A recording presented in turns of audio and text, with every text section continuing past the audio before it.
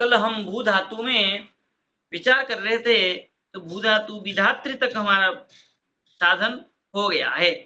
अब आगे भूतत्तर साधन आ रहा है, तो उससे पहले कुछ विशेष चीजों को यहाँ जी गोस्वामी बता रहे हैं।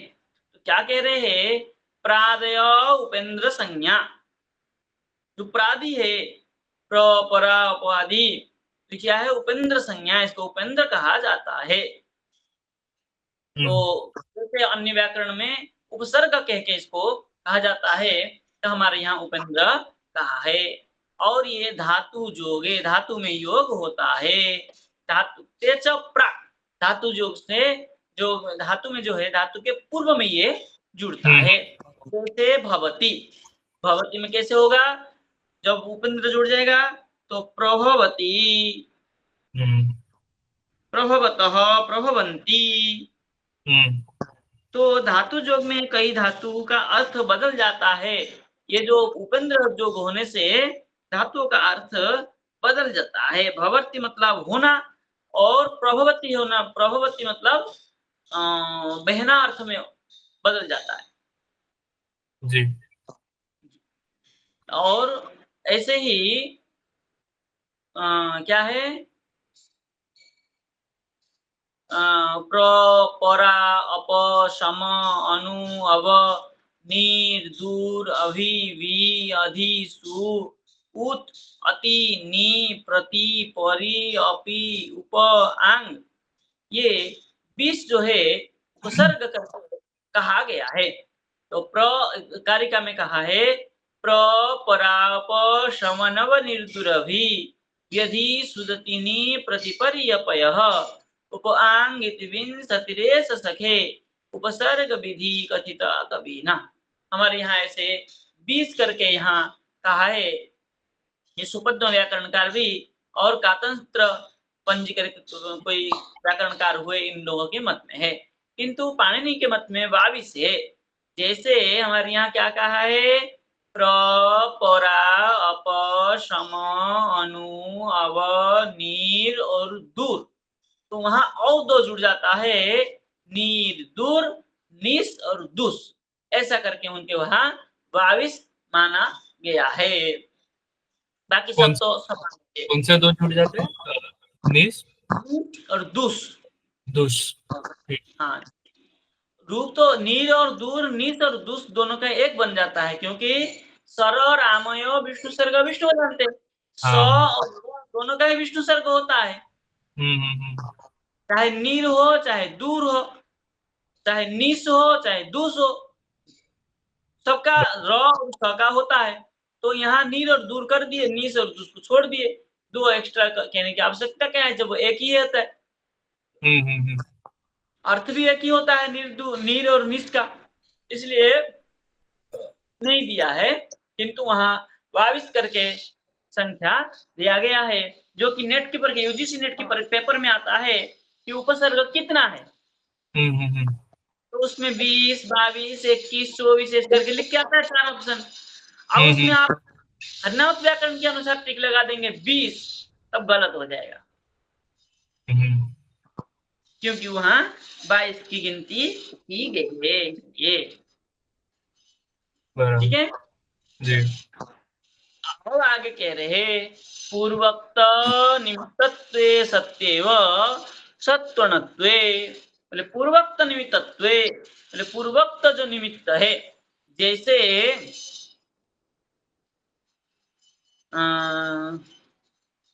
सत्य तो भवानी बना था में, तो प्रभवानी, तो रस और नश्य सूत्र प्राप्त हो जाता है। ह य क वर्ग प वर्ग व्यवधान है, तो भ जो वर्ग है, और ह य व भी कह रहे थे, तो ह और व बीच में व्यवधान होने, सर्वेश्वर व्यवधान होने से न का न हो जाएगा।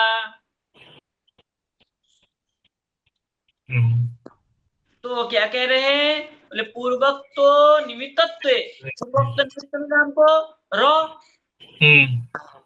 तो र जो पूर्वोक्त निमित्त मिला, तो र पूर्वोत्तर र को देख करके क्या हो जाएगा, णत्व विधान हो गया, तो णत्व हो गया, तो प्रभवानी के स्थान में प्रभवाणी हो गया। ये सत्यैव मतलब सती प्रभवत्व क्या निमित्तत्वे सती एव, निमित्त होने पर सत्वणत्व होगा। ये सर्वत्र नियो। सत्व सती एव। ठीक है। अब कह रहे उपेन्द्रात् णोपदेशस्य णत्वम्, बोले उपेन्द्रात्, उपेन्द्र के पर में यदि कहीं ण उपदेश हुआ तब णत्व हो जाएगा। यदि ण का धात्वादेय ण न होकर के पुनः न हो गया हो तो ण का पुनः न अण हो जाएगा। जैसे अणय हय गतौ, तो णय का धात्वादेय ण न करके नय हो जाता है, तो नयति नयतः नयन्ति बनता है, लेकिन वास्तव में धातु क्या है, णय है। तो ये क्या हुआ,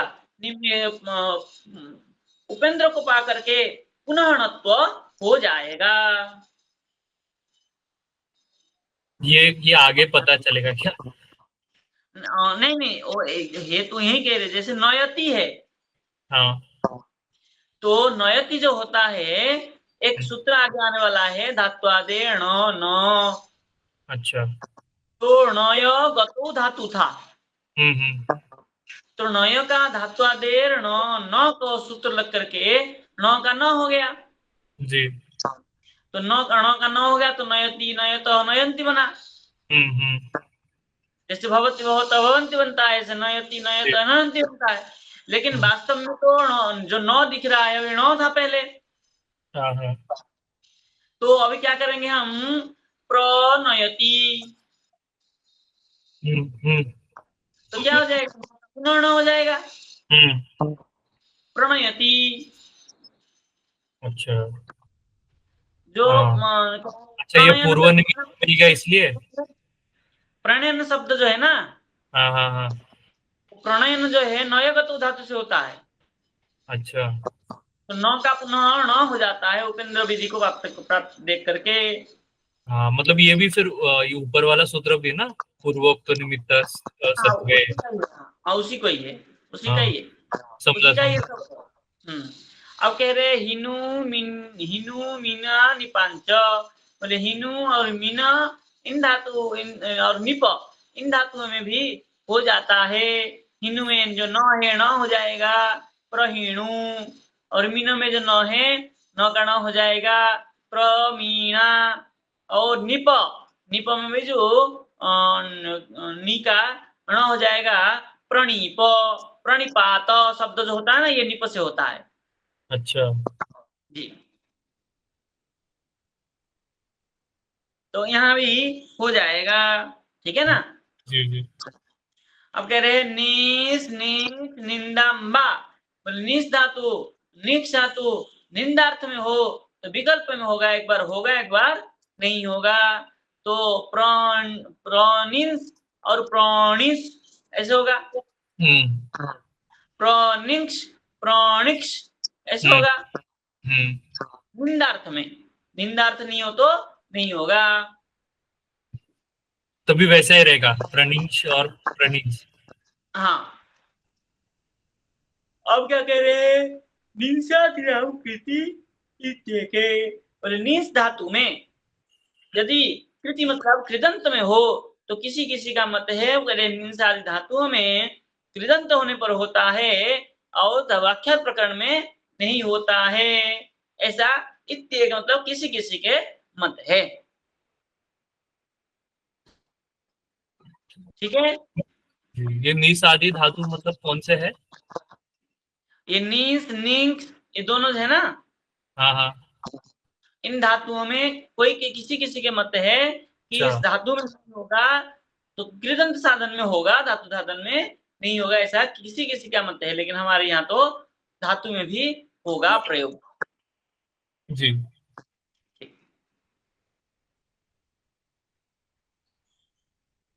अब कह रहे आंग अन्येन विष्णुपदेन व्यवधानेन त्वम न, बोले आंग, आंगति व्यवधान हो जाए तब क्या होगा, णत्व विधि नहीं होगा। विष्णु पद यदि आंग व्यवधान हो जाए तब नहीं होगा। जैसे देखिए, परिपूर्वक, आंग पूर्वक भवानी,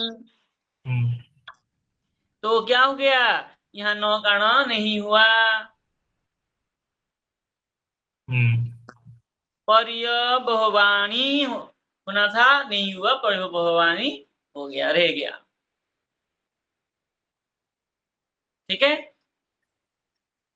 क्योंकि यहाँ आंग उपसर्ग बीच में आ गया, परिपूर्वक, आंग पूर्वक, अवपूर्वक भवानी, तो ये आंग बीच में आने के कारण न करना नहीं हुआ। स्पष्ट है जी। ये आंग आदेश यहाँ पे पर्य व मतलब आंग आदेश हुआ है ना, पर्य परि आंग अब, पर्यांग व। जी। तो ये आंग होने के कारण नहीं हुआ। हाँ।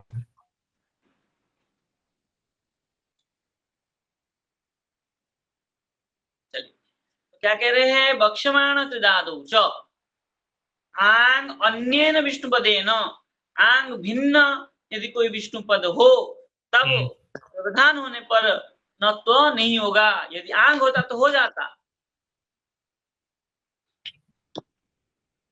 देखिए, परी अब,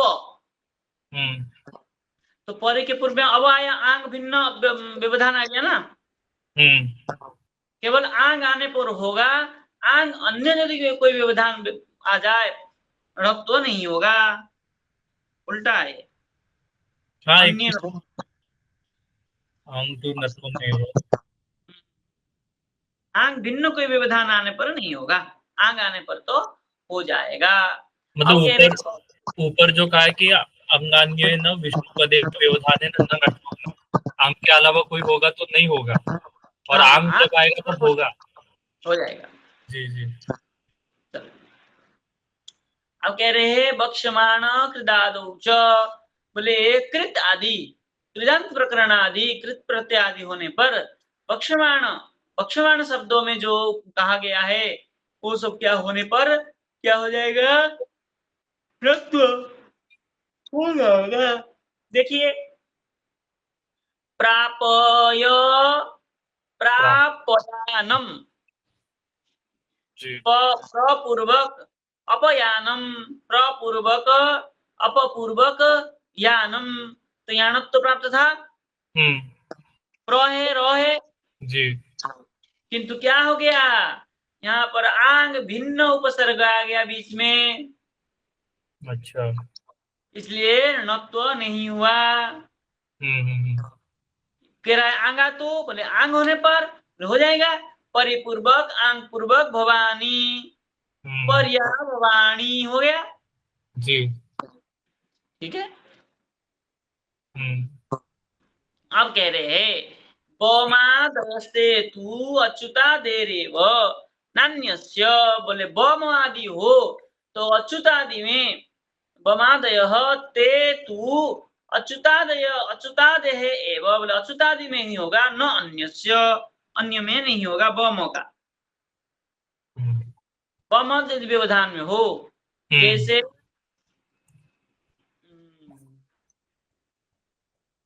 तेन अवहत, अवपूर्वक अहत, बमादयः ते तु अच्युता,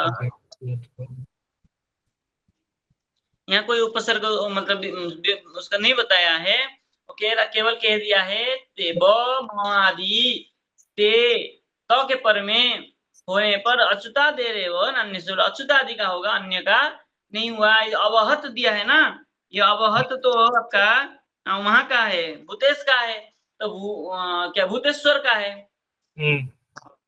तो अहत जो था अवपूर्वक अहत, तो ये क्या गया, अच्युतादि में हो जाएगा कह रहा था, तो यहाँ तो अवहत कोई णत्व का कोई था नहीं, कुछ है ही नहीं, इसलिए वहां कोई बात नहीं, अगर णत्व होता तो कोई देखते हम क्या होता है उसमें। तो ये अच्युत आदय मतलब पूरे जितने भी है वहां तक नहीं होगा ना। हाँ, वहां तक होगा और उसके अलावा नहीं होगा। नहीं होगा। हाँ, हाँ तो यहाँ तो अणत्व आदि का प्रकरण चल रहा था ना। अणत्व तो इसमें अबहत में कोई अणत्व का है ही नहीं। हाँ। न होता तो अणत्व होता, स होता तो सत्व होगा। तो न स तो है ही नहीं यहाँ पर, ऐसा कुछ नहीं बताया। जब आएगा तब विचार करेंगे। तो ये जो यहाँ पे लिखा है तेन अवहत इत्यादो न त्रिविक्रमादि, तो त्रिविक्रमादि भी अलग अलग ये है क्या था? तो त्रिविक्रम को बात तो अलग हो गया। अच्छा। त्रिविक्रमादि न इत्यादि न त्रिविक्रमादि। अच्छा, ओ आ ब म,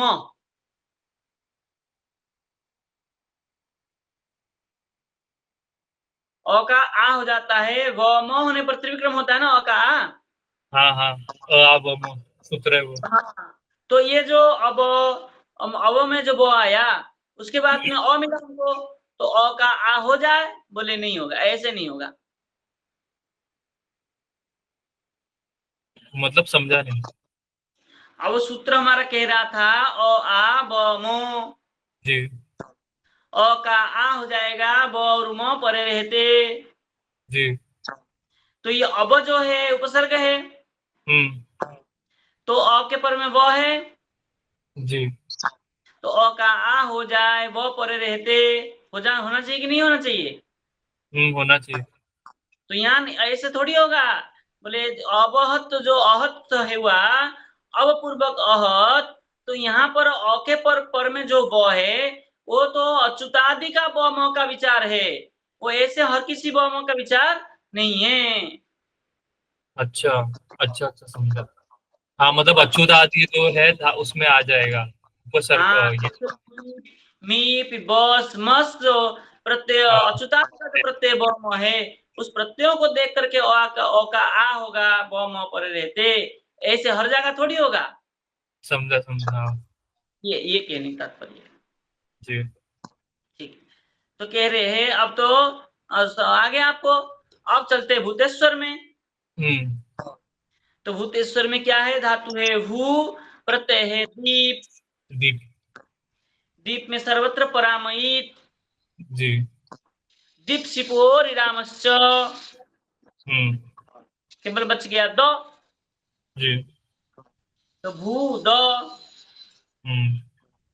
धातो पूर्वमत भूतेश्वर भूतेशा जितेषु। धातु के पूर्व में अत होगा।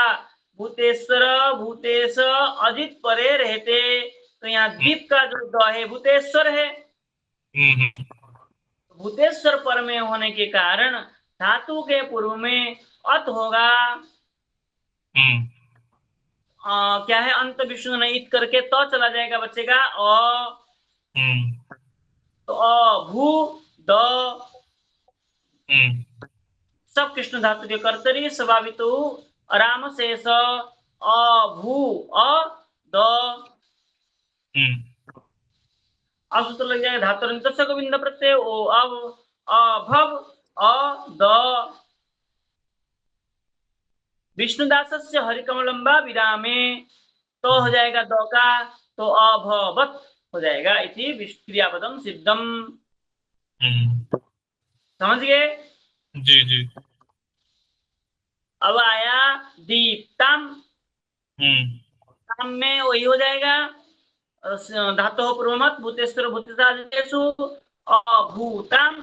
सब कृष्ण धातु कर्तरी स्वरम शेष अभू अतम। धातु अंत से गोविंद प्रत्यय ओ अब अभव अतम अभवताम हम्म। अभवन हम्म। अभवः जी। अभवतम हम्म। अभवत अभवत अभवम हम्म। अभबाव हम्म। अभबाम। ठीक है। अब जी। कर्मवचन में भू और क्या आया? तो हम्म। धातो पूर्वमत अभूत। जी। यह कृष्ण सत्य भाव कर्मण अभूयत अभूयत अभूयत तो आताम अभूय आताम। तो समझ गए। अब सूत्र कह रहा है अतो आ इस थयो आ के पर में तो मिला आताम का, तो आ का ई हो जाएगा, इताम हो गया। अद्वय में दे ए य में अ पड़ा है और पर में इताम मिला, तो अद्वय में दे ए अभूये अभूयेताम जी अभूयताम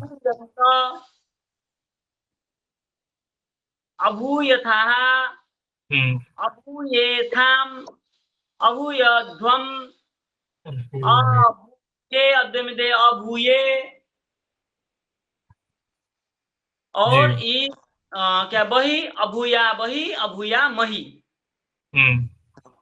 हो जाएगा। जी।